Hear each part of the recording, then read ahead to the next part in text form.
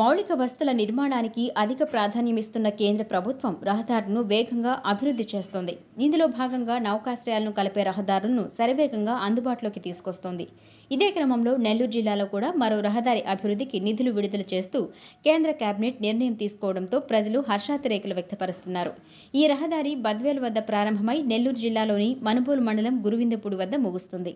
నెల్లూరు జిల్లాలోని కృష్ణపట్నం పోర్టును కనెక్ట్ చేస్తూ ఏర్పాటు చేసిన ముంబై రహదారి వాహనాలతో రద్దీగా మారింది.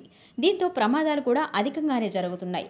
ఈ నేపథ్యంలో కృష్ణపట్నం పోర్టు రాకపోకల కోసం మరో రహదారి అవసరమైంది. ఈ అవసరాన్ని గుర్తించిన గత వైసీపీ ప్రభుత్వం మరో రహదారిని అందుబాటులోకి తీసుకురావాలనే లక్ష్యంతో సర్వే చేపట్టింది.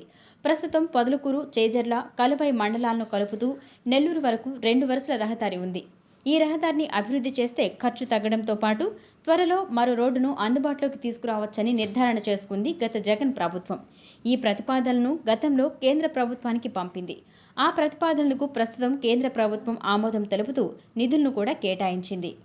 3,653 కోట్ల 10 లక్షల రూపాయలతో చేపట్టనున్న ఈ రహదారి విశాఖపట్నం, చెన్నై ఇండస్ట్రియల్ కారిడార్లోని కొప్పర్తి రోడ్, హైదరాబాద్, బెంగళూరు ఇండస్ట్రియల్ కారిడార్లోని ఓరుకలు రోడ్, చెన్నై, బెంగళూరు కారిడార్లోని కృష్ణపట్నం రోడ్లకు అనుసంధానం కానుంది.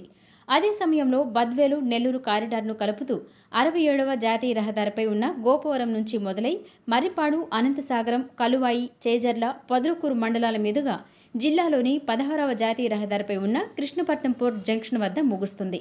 ప్రస్తుతం బద్వేలు నుంచి కృష్ణపట్నం వెళ్లాలంటే 142 కిలోమీటర్లు ప్రయాణించాల్సి వస్తుంది. నెల్లూరు, బద్వేలు 4 వరుసల రహదారి నిర్మాణం పూర్తయితే 33.9 కిలోమీటర్ల మేర దూరం తగ్గుతుంది. ఇప్పటికే సర్వే పూర్తయినందున త్వరలోనే పనులు ప్రారంభం కానున్నాయి. ఈ రహదారి అందుబాటులోకి వస్తే నెల్లూరు నుంచి సోమశిలకు ప్రయాణం మరింత సులభంగా మారుతుంది.